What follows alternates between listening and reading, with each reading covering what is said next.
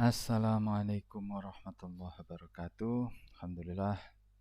Salatu wassalamu ala rasulillah. La hawla wa la quwata billah. Amma ba'dah. Bertemu kembali pada mata kuliah Islam dan ilmu sosial humaniora. Mari kita awali sesi ini dengan bersama melafalkan basmalah. Bismillahirrahmanirrahim. Pada pertemuan sebelumnya kita sudah menjelaskan bahwa dalam kajian ilmu sosial humaniora, Islam tidak hanya berkontribusi pada pengembangan teori, tetapi juga pada pengembangan ilmu-ilmu sosial humaniora terapan. Nah, mulai minggu ini kita akan coba lihat apa saja kontribusi Islam pada ilmu sosial humaniora terapan. Yang pertama, kita akan lihat kasus psikoterapi. Ya. Psikoterapi adalah ilmu terapan dari psikologi. Terapan dari ilmu psikologi. Psikologi adalah kajian terhadap dimensi kejiwaan manusia yang berimbas pada kepribadian, sikap, dan perilaku. Jadi manusia itu tidak hanya biologis, ya, lahir, tumbuh, berkembang, makan, berkembang biak, berketurunan, tetapi juga ada dimensi internalnya. Orang yang secara fisik sehat, secara psikologis, psikis belum tentu sehat. Orang yang secara fisik lemah, belum tentu secara psikis lemah. Kadang-kala ada orang yang fisiknya kuat tapi penakut, mudah stres, tidak berani apa-apa. Sementara ada orang yang fisiknya lemah tapi dia pemberani, selalu berdiri di depan ketika ada masalah. Nah, itu menunjukkan bahwa manusia itu ada dimensi internal yang dikaji oleh psikologi. Psikoterapi adalah sebuah disiplin yang mempelajari bagaimana memperbaiki masalah mental secara psikologis, ya, bukan medis. Jadi penyakit kejiwaan itu ada dua cara menyelesaikan. Yang pertama dengan psikologis, dengan terapi mental. Itu disebut sebagai psikoterapi. Ini P-nya tidak perlu dibaca ya. Kalau psikologi ya P-nya tidak perlu, psikologi tidak begitu, tapi psikologi. Demikian juga dengan psikoterapi.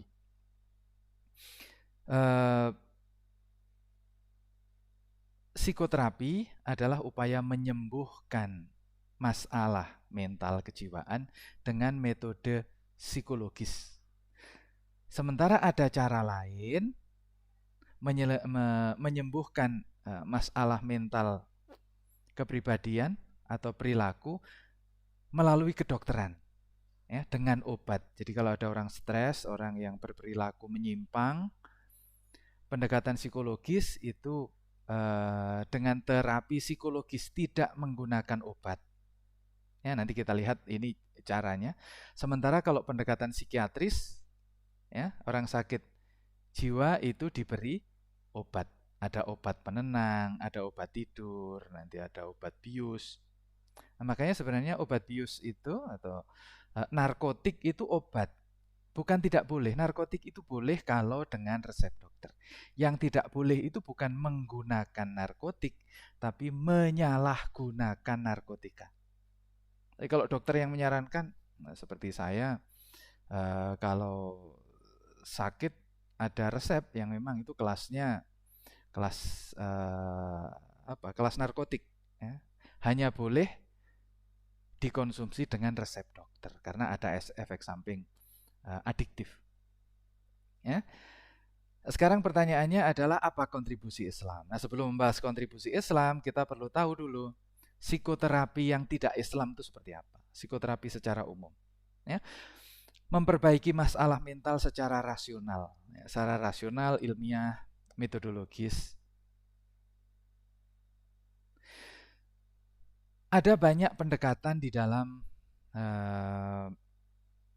psikoterapi sekuler atau psikoterapi umum.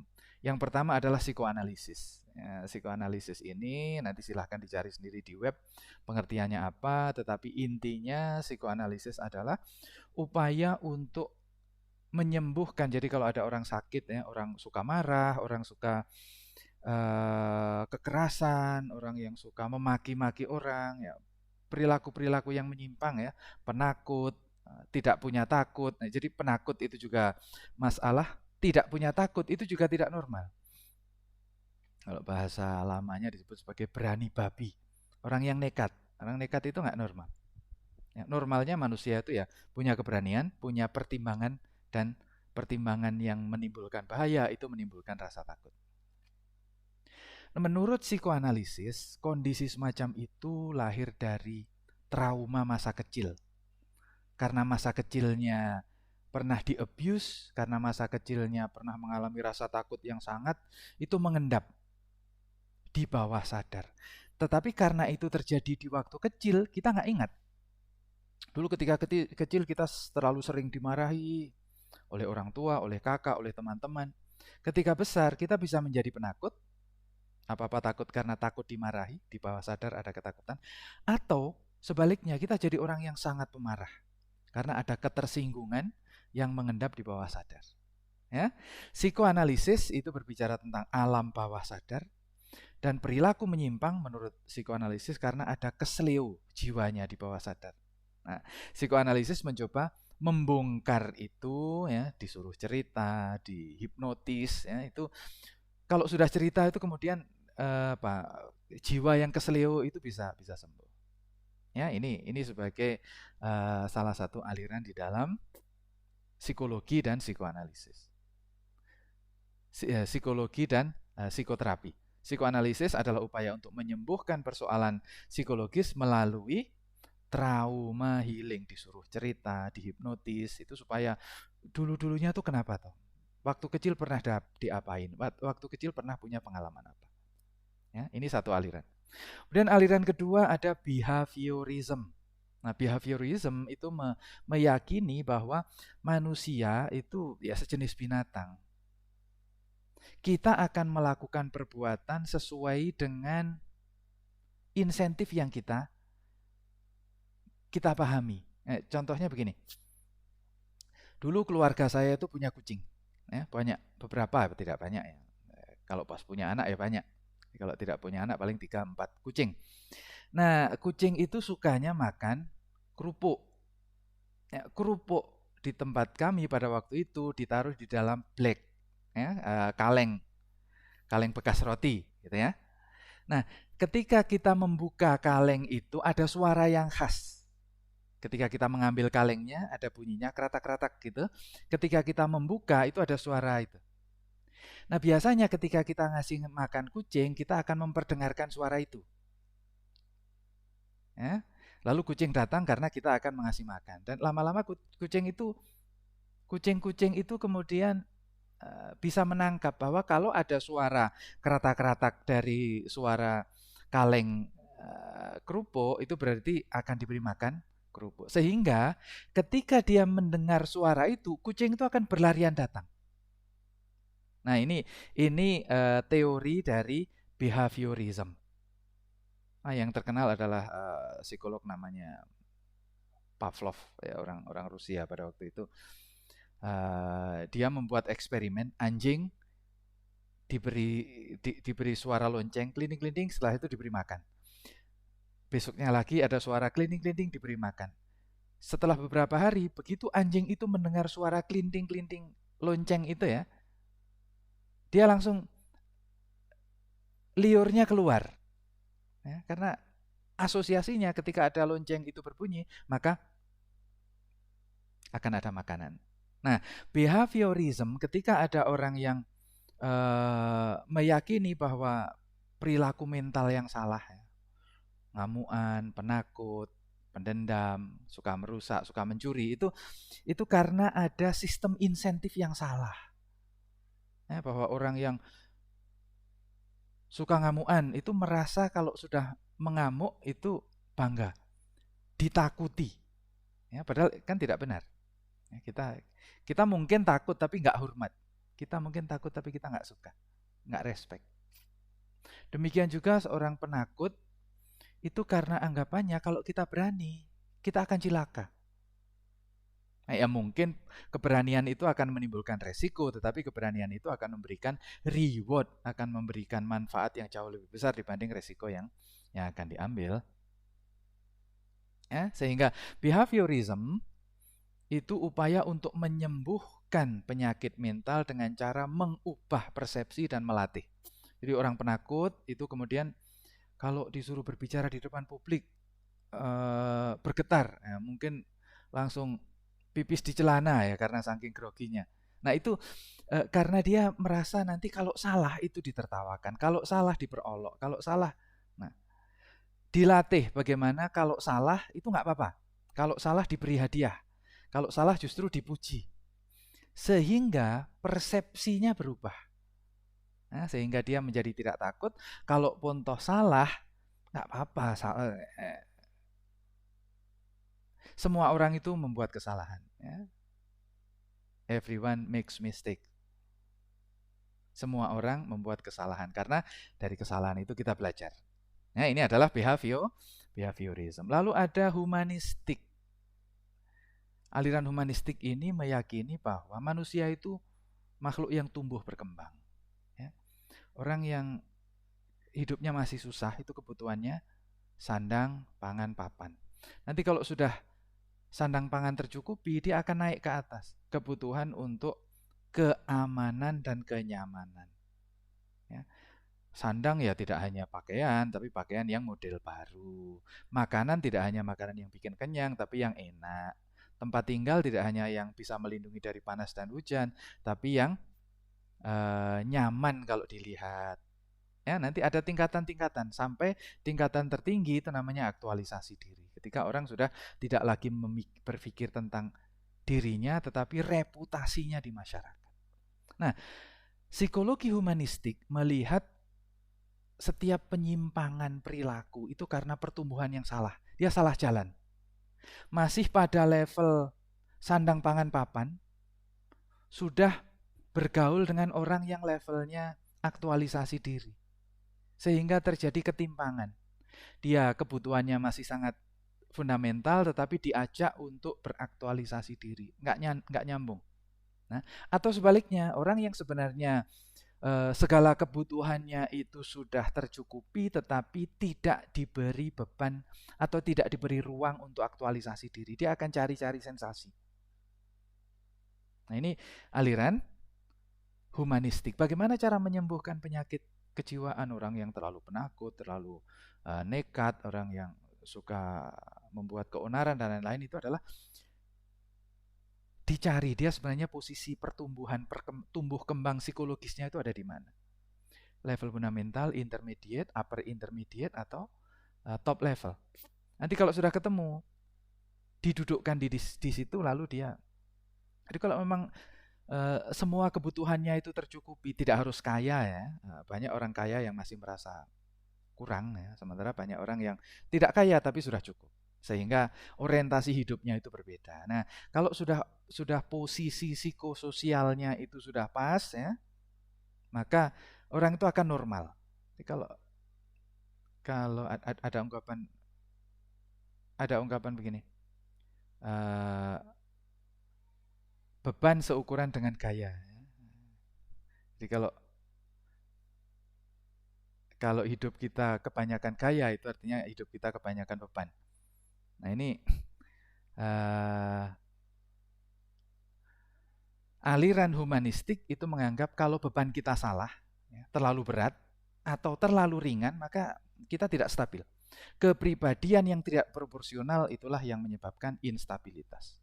Kalau beban hidup itu pas ya kalau bebannya masih fundamental ya bebannya ringan, mencari kebutuhan dasar. Kalau sudah tinggi ya dia harus menanggung beban orang lain, itu bagian dari pertumbuhan yang normal. Orang yang sudah tercukupi segala-galanya tetapi tidak punya beban, dia akan cari sensasi. Aneh-aneh. Ya kan? Ini menurut humanistik. Lalu yang terakhir ada Gestalt. Aliran Gestalt itu adalah orang aliran yang meyakini bahwa manusia itu makhluk berpikir. Hidup itu adalah pilihan, bahwa sebenarnya ya, tidak ada benar salah dalam kehidupan selama orang itu bertanggung jawab. Mau narkoba, nah nanti sakit-sakitan, kalau orang menyadari resiko, ya biarkan. Karena bedanya manusia dengan hewan adalah manusia itu memilih. Ya tapi kan itu mencelakai diri. Kalau dia sadar itu ya itu tanggung jawab dia. Ya, sehingga menurut aliran Gestalt ini, kalau ada perilaku manusia yang berbeda, menyimpang, itu jangan disalahkan.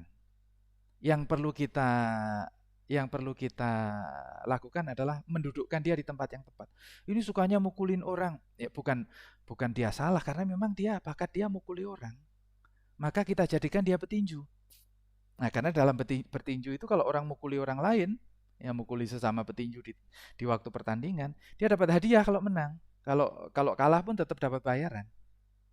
Gitu ya. Jadi Gestalt psikologi itu menganggap manusia adalah makhluk yang punya nurani dan moral. Biarkan dia mengambil pilihan, biarkan dia menanggung akibatnya, kita bantu dia berada pada posisi yang tepat, yang proporsional antara tanggung jawab dan pilihan. Oh, dia ini suka membunuh orang, ya kita jadikan dia sniper, tentara. Tugas tentara itu membunuh orang, membunuh musuh maksudnya ya. Ini sukanya mencuri, ya, kita jadikan dia aktor kayak atau intel ya, yang sukanya sembunyi-sembunyi, main rahasia. Ya, ada orang yang memang bakatnya begitu, jangan disalahkan. Itu bukan penyimpangan, itu soal pilihan hidup. Ya, pilihan hidup, biarkan dia memilih. Kalau dia sudah sadar bahwa itu pilihan dan ada resikonya dan dia sanggup menerima resikonya itu, ya sudah, itulah kehidupan. Nah, persoalan sakit, mati, cilaka, ya biasalah, namanya juga hidup. Hidup itu nggak selamanya senang. Tapi sejauh orang itu bisa menerima pilihannya, dia normal. Gitu ya. Ini adalah Gestalt. Nah, sementara apa masalahnya? Masalahnya adalah di sini manusianya itu tidak hadir. Yang hadir adalah penyakitnya. Ya. Ada orang sakit jiwa, bukan orangnya yang tampak di dalam psikologi sekuler ya, tetapi penyakitnya. Nah, penyakitnya itu yang direspon melalui aliran-aliran ini. Aliran-aliran ini adalah upaya untuk merespon penyakit kejiwaan, masalah kejiwaan. Nah, sementara apa kontribusi pendekatan Islam? Berbeda dengan pendekatan sekuler yang fragmentasi, yang dilihat itu penyakitnya bukan orangnya. Nah, kalau di dalam Islam yang dilihat itu orangnya. Menyembuhkan masalah mental dengan memperbaiki diri. Ya? Diri itu siapa? Diri itu adalah manusia yang utuh. Manusia yang utuh itu apa? Ada komponen-komponen yang tidak bisa dipisahkan. Ada ruhani. Ya, di sini ruhani di mana? Ya, mungkin di sini ya. Kognisi. Nah, kognisi masuknya ke sini. Pilihan hidup. Perilaku ini behaviorism. Sosial ini humanistik tumbuh kembang. Kalau yang di bawah ini fragmented ya, terpisah-pisah. Kalau ini satu kesatuan.